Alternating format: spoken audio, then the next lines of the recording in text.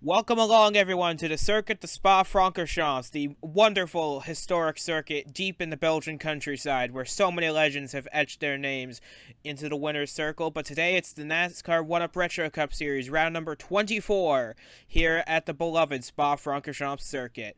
And I'm alongside Duke Anzac, who has plenty of experience on this track, as well as myself. We have plenty of insight on this track, from the La Source hairpin at the very beginning to the iconic left right of Eau Rouge. Where do you expect a lot of the action to take place here today? I think most of the action is going to take place coming through and coming out of those tight corners like the bus stop and of course, that first hairpin. And especially when the cars are all grouped together, I really think that that's going to make it so that they're all bunched up tight together. There's going to be some crunchiness, there's going to be some contact, and I'm sure excited to see these stock cars go around such a historic and famous racetrack. Now, pit strategy will be a big factor in this race as well. Some cars will attempt to make a two-stop strategy work, but apparently the life of these tires and the length of fuel they can make it, others will try and make a three-stop strategy work. The three-stop is a little more conservative, but it's you'll definitely be able to make it on three stops. Making it on two is going to be a little more complicated. So, with that in mind, what do you think is going to be the winning strategy here today?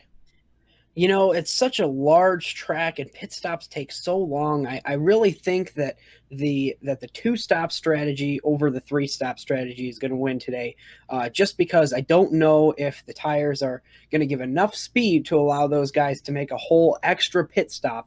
But of course, we haven't seen the race yet, so we will see.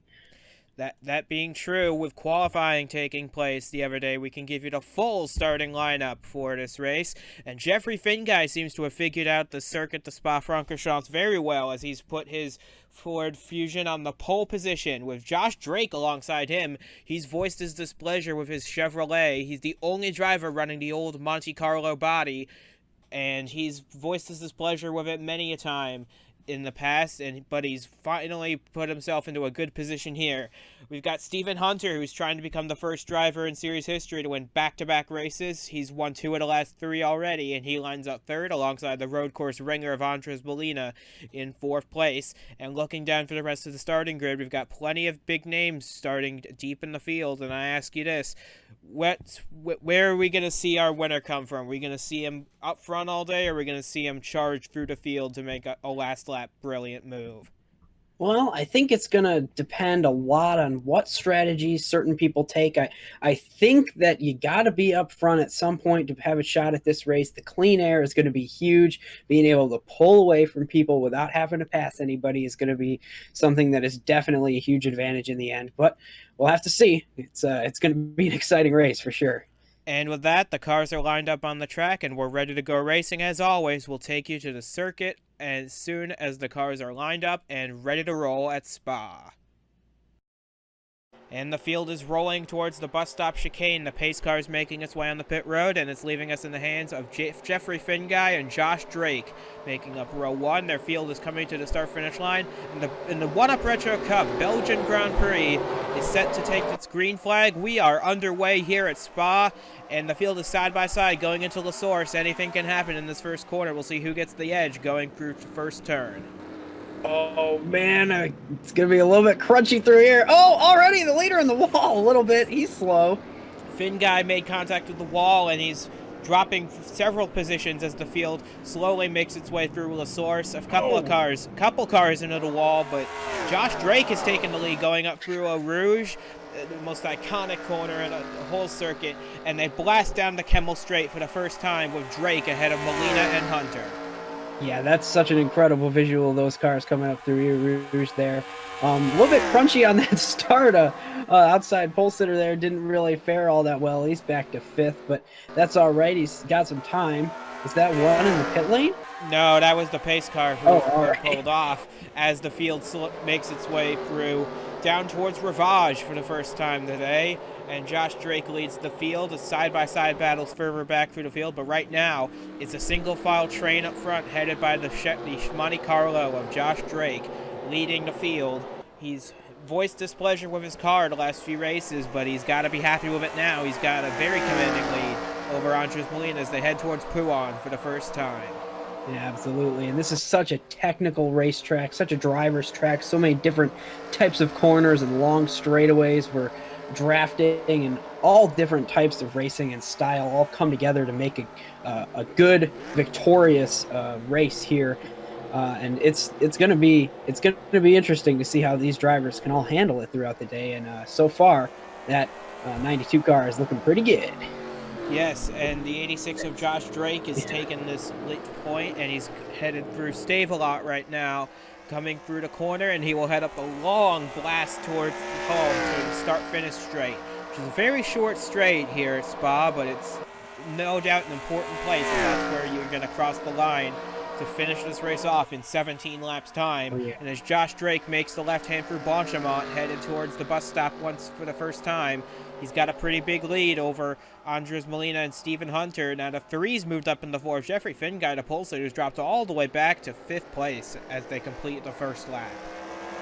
Yeah, that was interesting coming through that first corner there. Lots of bumping and beating and banging Martinsville style through there. They're not quite as close together this time, but they're all sliding through there, getting a little wibble wobble through there. It's all right though, and it's looking good so far. So everybody's kind of single filed out, and now we're waiting on pit strategy to commence. And oh, so few laps today, only 17 total, and the tires can last only so long. It's gonna be good.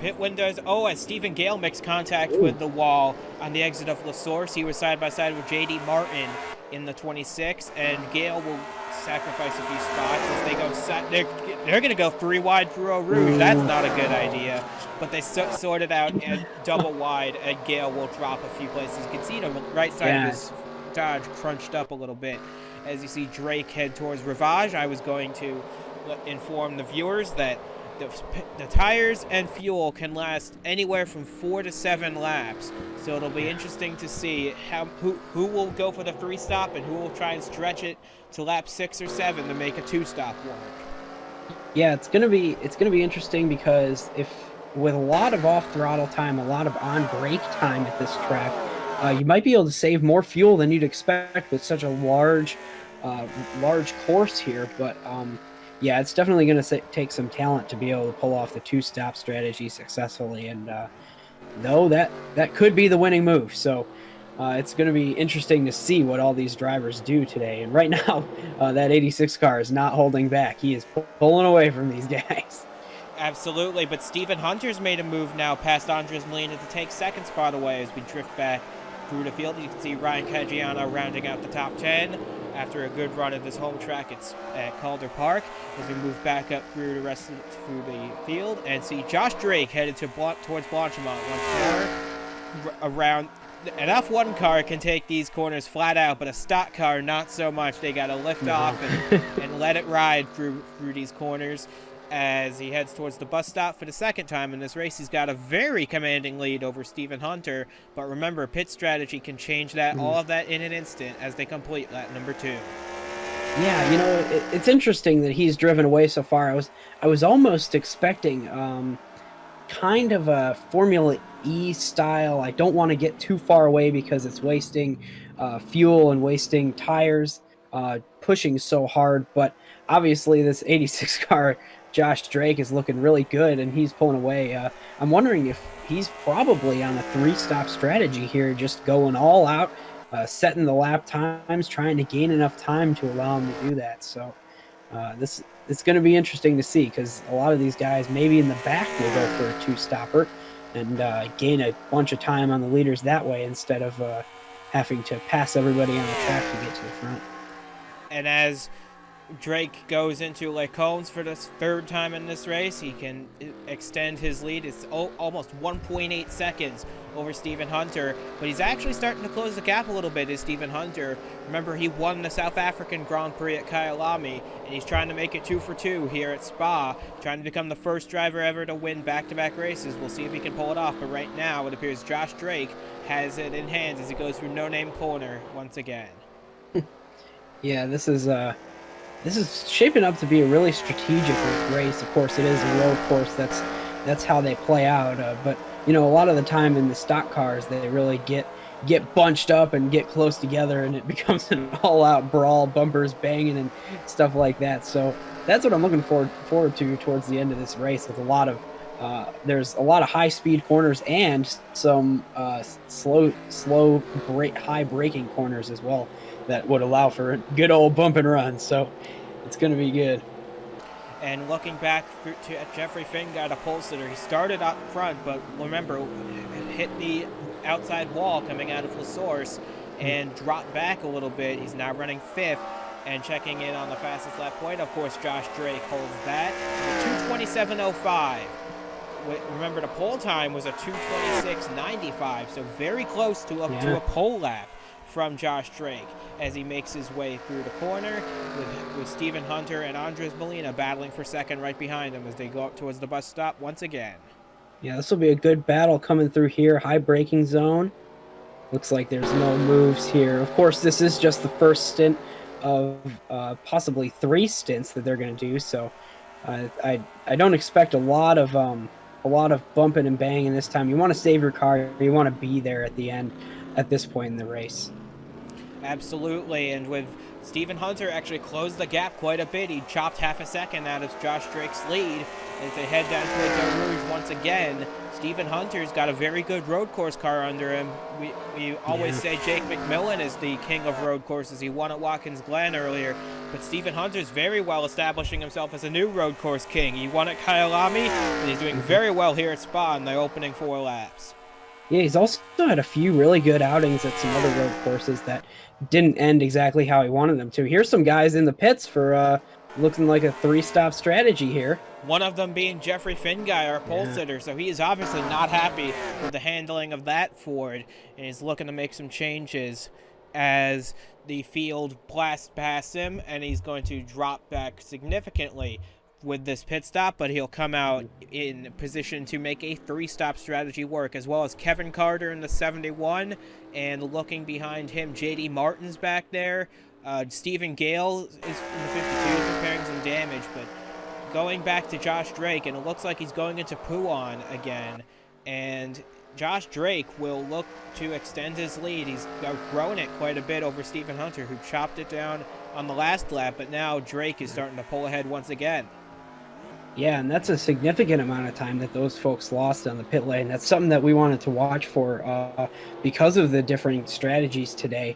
It just, how much time are those people who are going to pit 3 times, how much are they going to have to gain over the course of the whole race on the guys that are making a 2-stop strategy? That's really the key of making the 2-stop or the 3-stop strategy work, because if you can't make up that much time, then you're actually losing positions doing the 3-stop. So I'm curious to see how this plays out for those guys. Looking through Blanchimont to find Josh Drake going towards the bus stop once again.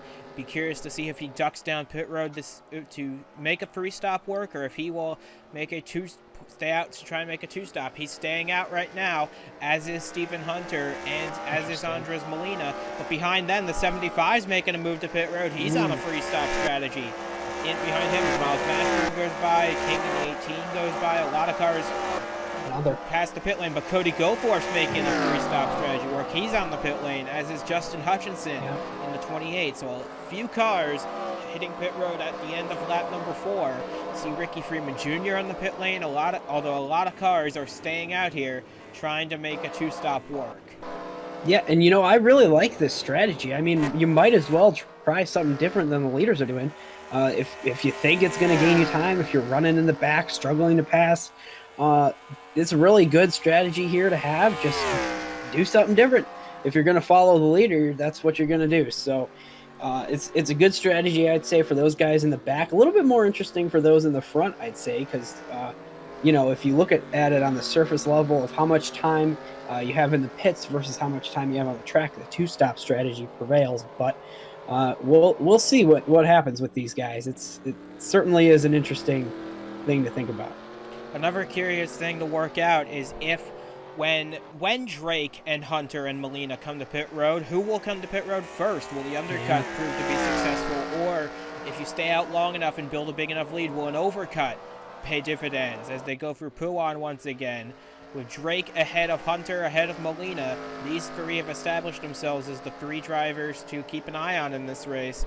But going towards the corner now, it appears Drake's got a pretty hefty lead in hands that he can work to his advantage to try and make an undercut work if he ducks into the pit lane ahead of Stephen Hunter.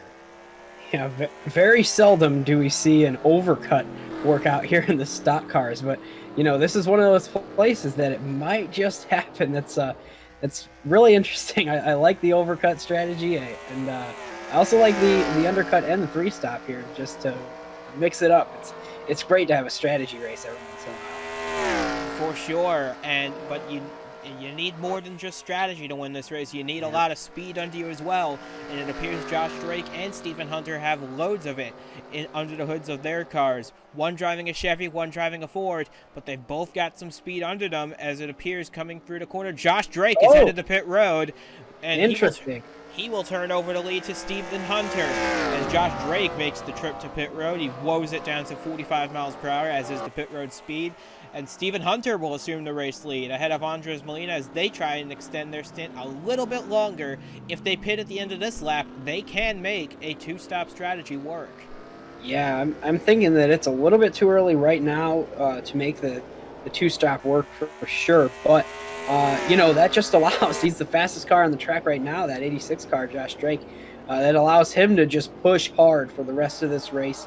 And obviously he's been pushing hard up to this point. No saving, no need to save, and it's gonna be good to see that 86 car stretch his legs.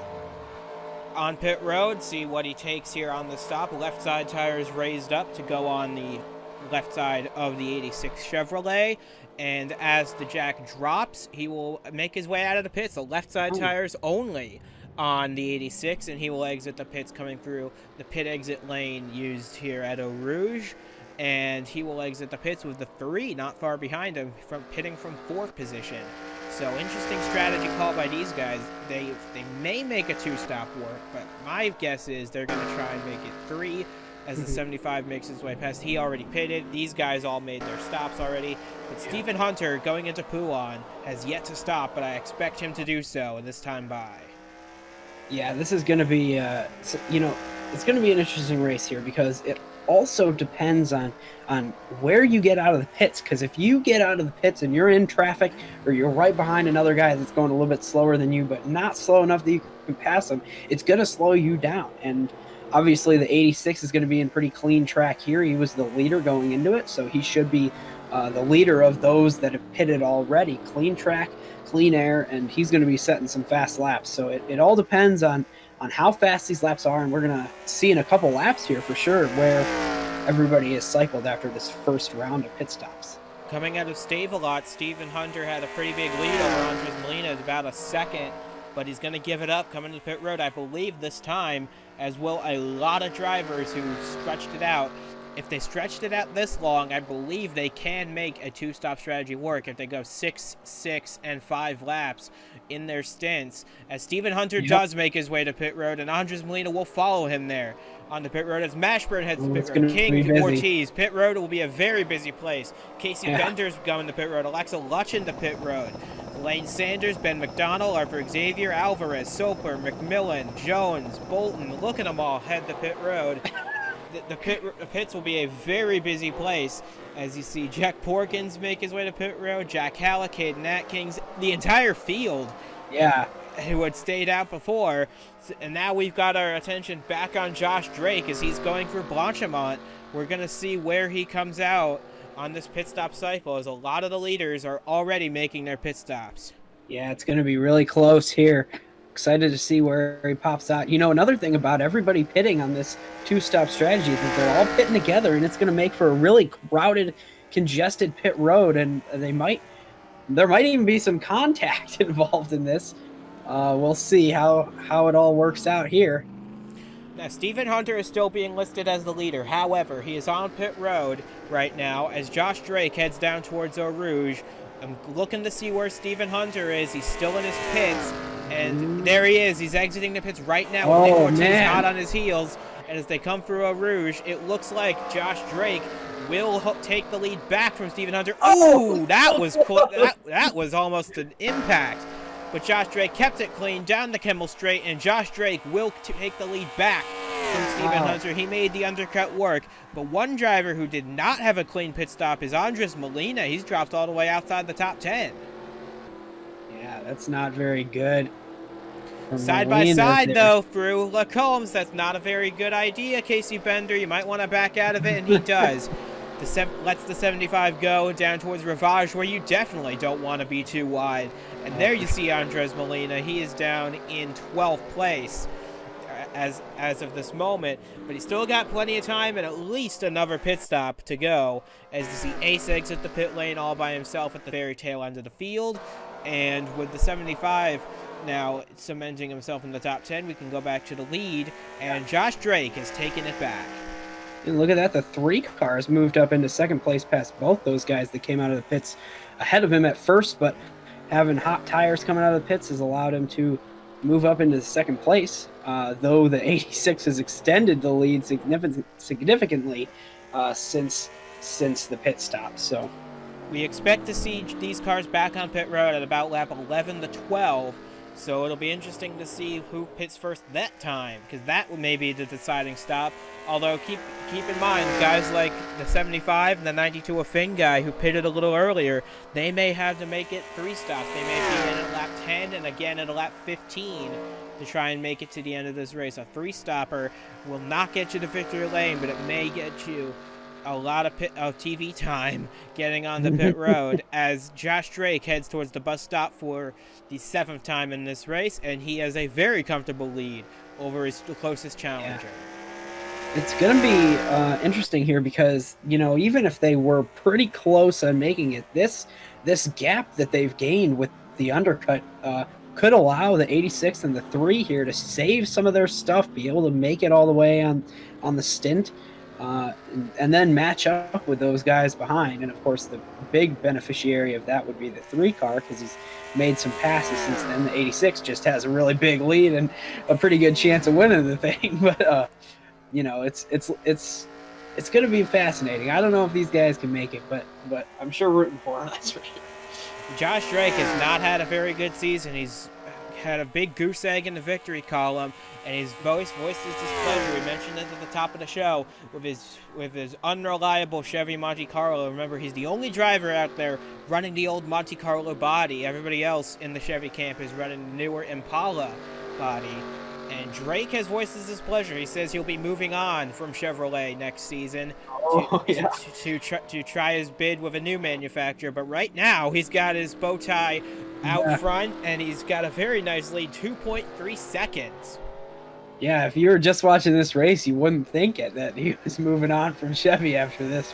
But, it just goes to show how different every track is on this schedule that we have here, and how many drivers are talented, and how many cars differ in what places, and who's better where, and everything that goes along with it. It's really, really fascinating. And with the 3 closing the gap just a little bit as they head through the S's here, Josh Drake's got quite a big lead. He had a few top 5s earlier in the season, but he hasn't had a lot of pace in the midsection of this campaign, as Jeffrey Finguy faces a challenge from the 75 that's a battle for 4th position. Although keep in mind, these 2 will have to pit a little bit earlier than the guys up in front of them, because they are on a 3-stopper. But one guy who's really gained a lot of time is the car right behind these 2, Nick Ortiz in the 91. He was running on the outskirts of the top 10 when this race started, or when this pit cycle started. But now he's only 10 seconds back at a lead, up in 6th place. Not a terrible run. Yeah, that's, and Nick Ortiz is one of those guys that's always coming up through the field, and he's always setting fast laps no matter where he goes. So it's good to see him running up front, and it's something that is becoming more common every single race. And with Josh Drake making the hard break into La Source, he's closed the 3 cars, closed the gap a little bit down, closed it down to a few seconds as Finguy's back on pit road to make his 2nd of 3 pit stops as the field cycles through. You see him right there making his way through the bend towards the 2nd lane of pit road. This pit lane is split in half due to the unique nature of the Spa-Francorchamps circuit. And as the field weaves its way past him, we can go back up to the front of the field where Josh Drake continues to hold a very dominant lead. Yeah, that's an interesting strategy so far. He's done 2 4-lap stints. Of course, that he's going to have to make 1 5-lap stint at least if he wants to get to the end of this race on only 3 stops. But I'm sure that won't be an issue. We've seen cars go nearly 7 laps already in this one, so that's pretty good. But we're starting up that second round of pit stops here, and that's just going to make the picture even more clear of who's going to be up front at the end of this race and what's going to happen towards the end. Now, Josh Drake was last in the pits about 4 laps ago. Now, will he stretch it 1 more lap, or will he pit ahead of Stephen Hunter once more to try and get another undercut off to try and take an even bigger lead? We saw it work before, but it'll be interesting to see if he can make it work a second time, especially now that he's shown his hand. As Hunter runs wide through the S's a little bit, but he's got the racing line once again. Yeah, he ran a little bit wide there, but he has caught these two. The 86 and the 3 were quite a ways ahead of those guys just a lap or so ago, and now he's closed right in on him. I'm starting to wonder if Stephen Hunter's not got the best car in the grid right now, because he's closed the gap in a big way. He was 2 seconds behind the 3 a lap ago, but now he's closed right to the bumper of them as they head towards the bus stop. A very good overtake area. Oh. Yeah, there you go. Oh, thought they were side by side because of the angle. They weren't quite. And they will forego a pit stop on this lap to try and stretch it out to make a 2-stopper work. And as they cross the line to start lap number 10 of this race, we look back to see if anybody's going to make a dive down pit road on this lap, and it doesn't appear that any of the top 10 will be doing so this time by. But the 75's got a big challenge on his hands from Ortiz in the 91, and Brandon Beal's joining this fight as well. Yeah, this is good. This is a good battle coming through this very tight part of the track right there. We saw some people fed into the wall coming out of the first lap there, including our outside pole sitter. But, you know, it's when you're not side by side through there, it's a lot safer than it is when you are side by side. And look at Stephen Hunter. He's going to make a move going into Lacombs. Oh, here he goes. It's going to be an interesting move, and he's going to make it work. I don't know, because the 3's got the flip. The preferred lane flips right there. But it's going to flip one more time, and Stephen Hunter, they're going to still be side by side, headed down towards Ravage. This is not a very good spot to be side by side, but he's going to make a move anyway. And through the long right-hander of Ravage, Stephen Hunter will make the pass, and now there's nothing separating him from Josh Drake. Yeah, the 3 car was out there in the marbles. That's a carousel-style corner, so you get a ton of marbles through there. Tires wear like a cheese grater going through there. So you got the 3 in the marbles, and there's nothing the 3 car can do at that point. Good pass. Absolutely, one of the best passes we've seen all day long as Josh Drake continues to lead this race, but now he's got a new challenger behind him, and it's Stephen Hunter trying to become the first driver to win back-to-back races in this series. He also get 3 out of the last 4 if he were to pull it off, but he's still got this dominant 86 car to contend with first, and he's not willing to let this lead go now that he's got it for so long. Look at that. He is wow, he is caught up so fast. It's incredible how much faster he is right now. Just 1 lap, it's taken less than a lap to get from the 3 car to the 86. It's amazing right now. Now Drake may go for an undercut here to try and get a jump on Hunter as they head toward the bus stop. It'll be interesting to see. If he does that, he'll have to do a final 7-lap stint on these tires, and we haven't seen that all day. And Drake will make the move to pit road, and he will let Stephen Hunter go. And now it's up to Hunter to try and have as good of an in-lap as he possibly can. The 3 heads to pit road with Josh Drake. So now Hunter's got a very clean track ahead of him going through La Source. And now Hunter's got to have the best in-lap of his life, because he's going to come to pit road this time by, and he will make a 2-stop strategy work. The question is, can Josh Drake make 7 laps worth of fuel on his final stint? Yeah, it would be really interesting to see if that can happen. I'm very excited for this finish. Man, oh man, I've seen some amazing fuel mileage finishes this season and some crazy things. And today just might be another one of those days. It's looking like it.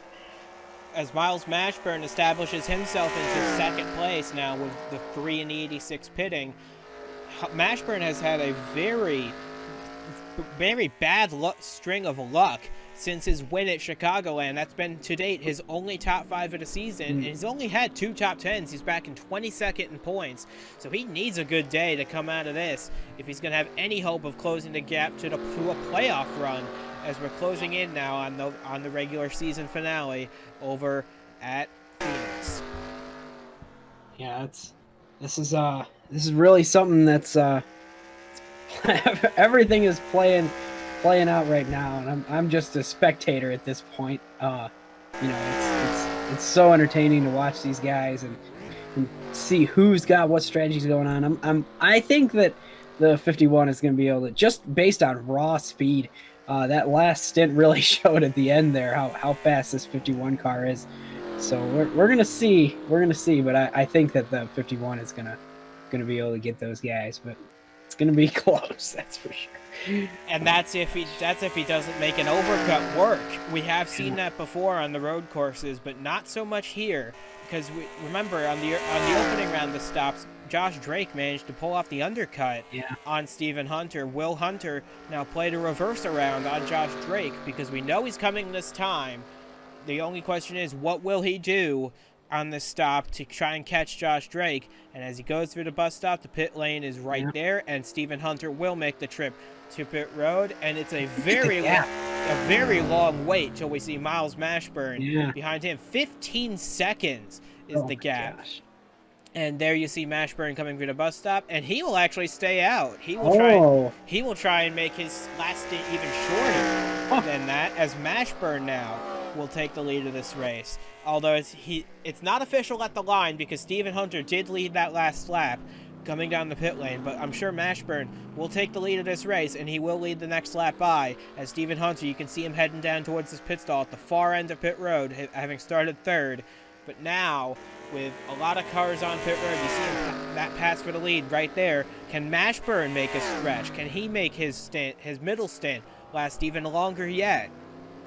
Yeah, if you think about it, I mean, that 51 car might have had that burst of speed there due to tire wear from the leaders having their tires just really old. It was the last lap of the stint, and they were falling off a little bit. That might have been what it is, and if that was the case, then this falls right into Mashburn's hands. He's going to have 2-lap fresher tires, though of course right now he's going a lot slower than those guys ever did. So we're just going to have to see how this is going to work out, because there's a lot of factors leading into which cars are going to do what during when, and it's unpredictable at the moment. Through No Name Corner they go, and he's about to put a lap on Jordan Presto, who must have had a slow stop to repair damage. But it appears that Mashburn will make a clean pass on him going through Pouan, and Mashburn will put Presto a lap down as Mashburn makes his way through Pouan, and he will make his way to pit road next time by. He'll have the shortest stint of anybody, honestly, along with Alexa Lutchen and Jake McMillan. They also stayed out a lap extra. So it'll be interesting to see where they cycle out, and if those fresher tires will pay dividends as they head towards Stave-A-Lot for the 12th time in this race. Yeah, that pass that Mashburn had to make is going to slow down his in-lap significantly. Of course, he was already 15 some seconds behind, so we're just gonna have to see how that plays out. And that Jake McMillan, he has been named the road course master a couple times now, so we're gonna have to see. That's a strategy I could get behind, just because it's a guy that's proven to win on these big road courses. So it's interesting. We'll see. I'm sure Mashburn is gonna pit right here. And he is. He makes the right-hand turn onto the access road, and he will make his way to pit road. Presto will unlap himself. He pitted already. And will Lutchen and McMillan follow Mashburn on the pit road? Yes, they will. So it'll be curious to see who will take the lead after this, as we see McMillan and Lutchen into the pits. Blair will follow them. She also stayed out. Arthur Xavier will make his last stop here as well. And it appears Stephen Hunter's actually made the overcut work. He's now past Josh Drake. Oh, man. Well, we're going to see. He's even got fresher tires than Josh Drake, so it's interesting. They're very close, though, closer than I expected they would be. Here comes Josh Drake with the big head of steam. He's got the draft. Will he make a move going into La Source? No, he stays tucked in line. Doesn't want to risk tearing up the car on a pass that might not even work as they exit the corner with the 3 not far behind them. And Hunter's gotten the jump on both of them. He's made the overcut work. And as he blasts past the old pit straight, and he takes the lead from Mashburn in the pits, and they go up through Eau Rouge once again. Runs a little wide, takes a lot of curb there as Stephen Hunter, and that's slow him down. That's going to allow Josh Drake to get a big run coming down the Kemmel Straight. Will it be enough? Coming down towards Le Combs. Will it be enough? No. He stays tucked in. Doesn't want to tear up the car. He's got very limited amount of equipment in that team running the Monte Carlo body. So he wants to take care of it as much as he can, and he's had a lot of crashes this season. Doesn't want to tear up another one, especially battling for the win here at Spa. Oh, yeah, what a disappointment that would be for both these drivers leading the whole race so far, these two. You know, that would just be crushing, absolutely crushing if they wrecked each other, especially with so many laps to go, so much racing left. Just save your stuff for right now and then wait till it's the last lap to really battle it out, because you're not going to win the race right now. You know, it's gonna take a while. You don't want to wreck trying to right now. And you mentioned Stephen Hunter might get a bit of a gap on Josh Drake with those fresher tires. He is starting to pull away as they head through the right left of this set of corners and they head down towards Stavelot. It appears that Hunter is starting to gain a bit of an advantage on Josh Drake as they head into Stavelot. He's got a bit of a gap now. We'll have to wait for the scoring tower to update itself, but all things considered, it appears Hunter will extend his lead over Drake. Because remember, at the end of the last lap, they were nose to tail, and now he's got at least a second on him as they head through Blanchimont. Yeah, such a technical track. Of course, the tire wear is not going to show up. You're not going to notice a difference in their speed down the straightaways, but through the corners and through the technical sections, that's where all that is going to show how loose or tight your car is based on how much grip you have from the tires. So it's obviously the 51 car right now is feeling a little bit better. Got one less lap on his tires, and he's starting to pull away. He's got a 1.6 second lead over Josh Drake. That may ebb and flow a little bit as the lap progresses, but at the line it was 1.6, and he appears to be continuing to pull away there as Mashburn drops down the order to assume his position after his pit stops. He'll cycle back to the 10th position as Stephen Hunter leads the 86 of Josh Drake up through Eau Rouge and down the Kemmel Straight once again as we approach 5 laps to go now. Such an awesome section of racetrack right there. So famous for so many reasons. It's a fantastic visual seeing these cars fly up through there and slide all around on the edge of grip. It's crazy. But yeah, that 51 car really, he's pulling away. Not much the 86 or the 3 can do it for that matter. And then, of course, these 3 cars are so far ahead of everybody else, about 12 seconds at this moment ahead of Mashburn. And we're going to see, of course, if those tires, I mean, there's still such a big track. There's still, even though there's only a few laps left, there's still a lot of time for those guys to gain some time with those fresh tires and really put on a fight for the win. So we're going to have to keep an eye on 4th and on back once they cross the line to see what the gap is. We'll be coming to 3 laps to go when we get to the line, and looking at the leaderboard, the 75 is in 4th, and he's 12 and a half seconds behind. Yeah. So Hunter, we know, can make it to the end of the race. Drake, I'm pretty confident, can make it to the end of the race, as is the 3. They're all confident to make it to the end on the 2-stop strategy. I'm not seeing anyone else that can challenge these guys, really, because look at this, 30th. Looking at the rest of the field, they're miles behind, literally, yeah. As we see one retirement from this race. Peter Onjack's engine could not make it the full distance and he will sit behind the wall and watch the rest of this race with us here as Stephen Hunter starts to pull away as they head through Blanchimont towards the bus stop chicane, coming to 3 laps to go. Yeah, this is a critical part of the track. Of course, it's high-speed corners, no banking on the edge of grip. We're going to see what that gap becomes, if it gains or loses. Let's see as they cross the line here. And it gained by quite a bit, 2.4 seconds now, the gap between Stephen Hunter and Josh Drake. It doesn't look that much as they go out of La Source, but the timing sheets don't lie, and Stephen Hunter is really putting on a clinic in this race.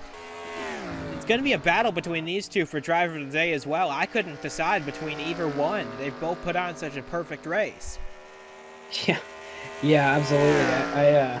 It's looking like the 51 has had the fastest car, and obviously he's pulled an excellent strategy with the overcut working out for him. But we'll see. That 86 sure was good in the beginning. But you can be good in the beginning for as long as you want, until somebody else is better at the end, and that's when it matters, of course. So this 51 car right now is pretty stout. There's a reason he's the points leader. He's had such good runs. He's got 2 wins already, and he's on pace to take a 3rd, which no one has ever achieved in this series before. Yeah. Can Stephen Hunter be the first man to do so as they exit No Name Corner, go down the Poulan, and coming to 2 laps to go this time, Stephen Hunter's got a very big lead and a very good chance to make history here.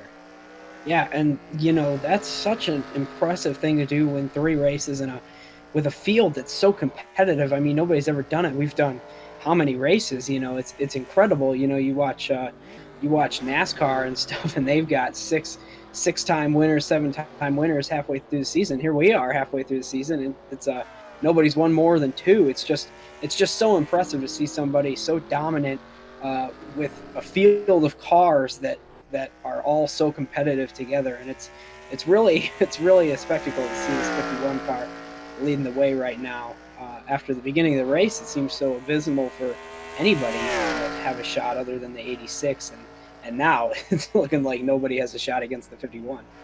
And that lead is going to grow once again. I'm curious to see what the timing sheets will say as they head toward the bus stop. We're coming to 2 laps to go this time, and Stephen Hunter's got a very big lead in hand. How big a lead, we'll find out as they cross the line, coming to 2 laps to go. And it appears Stephen Hunter's got this race in hand. I don't want to jinx it, but he's got a very good chance, and that lead has grown to about, let's say, 3.6 seconds. It's not even funny how fast Stephen Hunter has pulled away. And now the 3 has dropped back to an 11-second deficit. So it's definitely down to just Josh Drake and Stephen Hunter now to battle it out for this win. Remember, there's still 8 miles left to go in this race. So it'll be interesting to see. Yeah, look, as the 3 couldn't make it on a 2-stopper. He had to do a 3-stop at the very end, and that ends his shot at a top 10 finish here. But going through the corner, it appears Stephen Hunter's got a commanding lead, and he's only about to stretch it out even more as they head toward the part of the track where he really likes, the part down towards Rivage. Yeah, that makes me really worried about Josh Drake. If the 3 who pitted at the same lap both times as Josh Drake, it makes me a little worried that Josh Drake is going to be low on fuel. He's pitting 2 laps before the finish of this thing. Like you said, there's 8 miles left, so that's a long way to go on fumes. Absolutely. They round Poulan, and you can't even see Josh Drake anymore in Stephen Hunter's mirror. He's got it all wrapped up here, and I don't want to jinx it because anything can happen in these final laps. Remember, Chicagoland, Jacob Johnson had a win in hand there, but Miles Mashburn sent it on the final corner and won that race. Remember Kansas, where Cal Farrell had the lead perfectly in hand, but he ran out of gas coming to the white flag, and that let Stephen Gale go on to win that race. It's very interesting to see what will happen in these final 4.3 miles as Stephen Hunter rounds the final few corners, and he heads towards home for the second to last time in this race. Yeah, I'd be a little nervous for Josh Drake right now. He's fallen so far behind. I guess he's probably just saving, hoping to coast to the finish here. But the 51, he's got such a huge gap now to everybody that he is able to save as much as he wants in this final lap, and he's going to be able to go the distance. I mean, it's just going to be. Oh, look, Josh Drake stayed out. White flag for Stephen Hunter as Jordan Presto comes out of the pits. He was a lap down anyway. But Stephen Hunter started the final lap, and Josh Drake has stayed out. He is going for it on the final lap to try and keep second place in hand. And as the field cycles through, we'll see how the pit stops cycle out with the 3 coming down pit road earlier. And now going through Eau Rouge for the final time. Stephen Hunter taking it nice and easy. No need to rush. No need to do anything ridiculous because he's got a very big lead. And barring any serious catastrophe, this win is all but his. Yeah, and of course that 75 car has fallen to now 20 seconds behind. So that's nothing to be proud of, unless, of course, you're the driver of the 51 car who has got a 20-second lead on third place. And he's even pulled 5 seconds on Josh Drake. Remember, he dominated the early part of this race as they head towards Rivage. Josh Drake dominated the early portion of this race, but Stephen Hunter's just put on such a clinic in this race. I'm not so sure that Josh Drake is just trying to save fuel to try and make it to the end on his 2-stop strategy. But Stephen Hunter's worked it to perfection as he heads towards Poulan. I'm pretty sure this 51's going to rocket to the victory lane here. Yeah, it makes me wonder if maybe that 3 car who pitted had a little bit of an issue unrelated to fuel or tires. Of course, the 86, I'm still worried that he's going to run out of fuel on this final lap. I mean, he's only 5 seconds behind. I mean, that's a lot, but compared to the 2.5 or the 3 that he was originally behind, I kind of feel like he's still pushing and he's not really saving a lot. He's got 15 seconds back to the 75 that he could be saving, of course. So we'll see if Josh Drake is able to salvage a second place finish from a bad pit strategy here. But you know, it's all about the 51 at this point. He is coming through Blanchimont for the final time is Stephen Hunter. We said at the end of the South African Grand Prix at Kyalami last week, a legend was in the making on his way to scoring his second win of the season, joining an elite group of 5 drivers to do that. Now he's on a podium step all by himself, the first driver to score 3 wins in the One-Up Retro Cup Series. Stephen Hunter comes out the final corner to win the Belgian Grand Prix here at Spa. Josh Drake, after a dominating early performance, will settle for second place, 6.5 seconds behind, and he won't mind the doubt about that. He'll be fine with that after the dreadful luck he's had. Andres Molina will cross the line in third place, as the 75 must have encountered some issues on the final lap. Miles Mashburn, with his first top 5 in a very long time, will finish 4th. King in the 18 will take 5th. Alexa Lutchen and Jake McMillan were on the same strategy as Stephen Hunter, and they will finish 6th and 7th in this race, with Zachary Fitzwater making a robust charge to 8th place. Cody Goforth in 9th, and Ryan Caggiano will round out the top 10 as the 3 only managed to make it back to 11th at the very end. Although, I must say, this Belgian Grand Prix had everything you wanted in a race. Side-by-side battles for position, lots of moves for the lead, lots of pit strategy, and a very deserving winner in Stephen Hunter, who's won 3 of the last 4 races. And remember, that other race at Calder Park, he finished 2nd. Yeah, and you know, throw in a historic racetrack to that whole mix, and a bunch of fans wanting this race because it's such a great track and it's such a great place. It's so much history, and we've just added another great one to the books, the many books that write the history of this amazing track.